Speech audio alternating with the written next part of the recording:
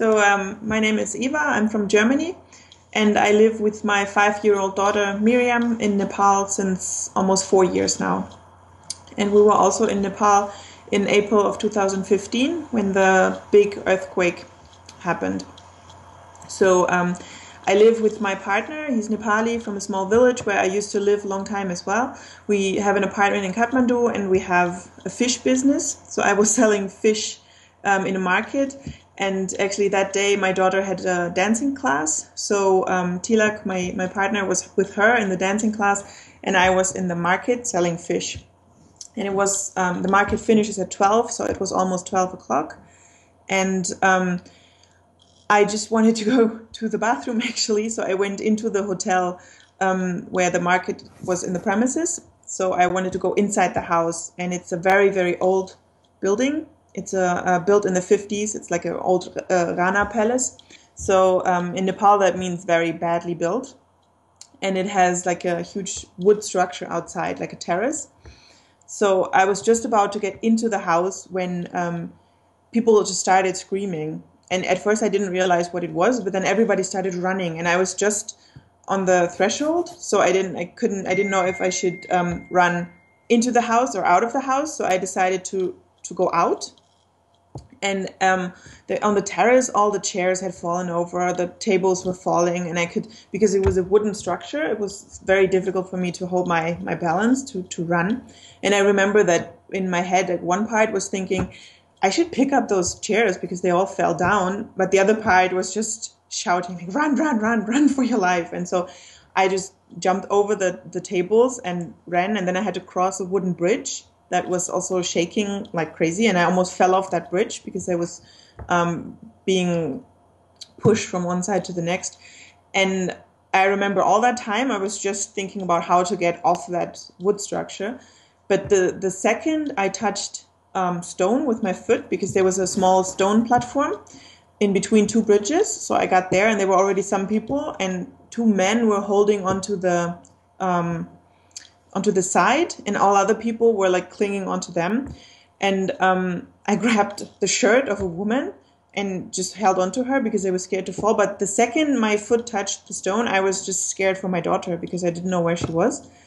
And it was a long earthquake. It was more than a minute, and a minute is very long. I mean, not you don't pay attention to that so much in the daily life, but when something so existential and so strange happens, a minute is an eternity. So I was standing on that platform and it didn't stop. And when it got less, I just panicked because I didn't know where Miriam was. I went down to get my phone, but of course the phone lines didn't really work.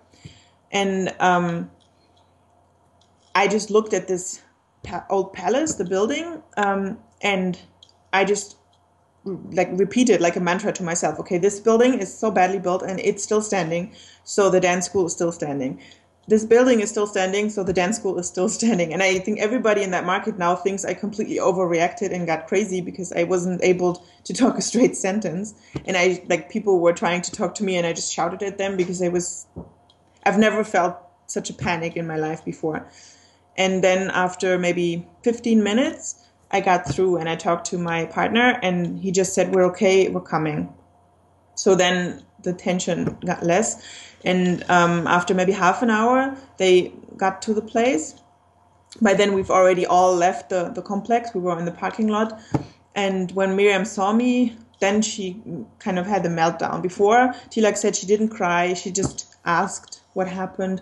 But she kept it together. But when she saw me, she just lost it.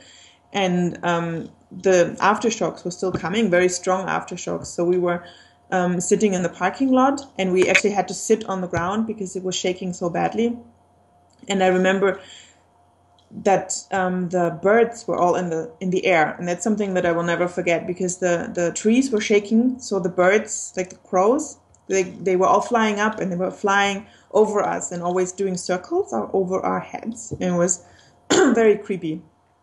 And actually then they told me the story that Miriam and Tilak, they were very lucky because they were in a supermarket. And Miriam, because she's very persuasive, had convinced Tilak again to buy another Barbie. So they went to the toy section when it happened. So it was a blackout. So first electricity went out, and they were in the second story of the building. So it was pitch dark, and he made the decision to stay, and he just like lay over her and protected her, and then all the toys fell on top of him, but it was just toys, so he didn't get hurt, and she didn't get hurt. But like just one a couple of meters next to them, there were the heavy things like machines or cans, and they fell onto people as well, so they got hurt very badly. And when they came out of the supermarket after the earthquake, the parking lot was full of bleeding people and hurt people because they had fallen down the stairs or stuff had happened. So we were both very, very lucky. And Tilak also managed to make one call for home, so he knew that his close family was still alive. He also immediately got the information all houses are gone. His restaurant was gone, his house was gone, our office was gone, but he knew that his family was still alive. And then the phone connection, and then the phone net broke down, and it wasn't possible to make a phone call for the next 5 days, I think. But at least we had that information, and so then we waited for some hours in the parking lot because we didn't know where to go, and we were too scared to leave. But at some point we realized we can't stay there, so we have to check on our apartment. And then we walked back to the apartment, and actually we were very lucky because that apartment building was still standing, and it's no cracks, so it was perfect. So we got a couple of things and head out to the tent because they were making a big, with a tarpaulin, like a big tent to stay outside, at least the first night. And I also met a friend who was a volunteer in the village where I live, and by coincidence I met her, and she stayed with us, so we were not alone. And then that evening Tilak headed out to the village to see his family, and we stayed in the tent for the first night and trying to sleep a bit, but that was very difficult because it was more than 100 people in that tent, and the aftershocks were just going through on the night. And that was our experience with the earthquake, and I think something that we will all never forget, and we're still trying to get over it.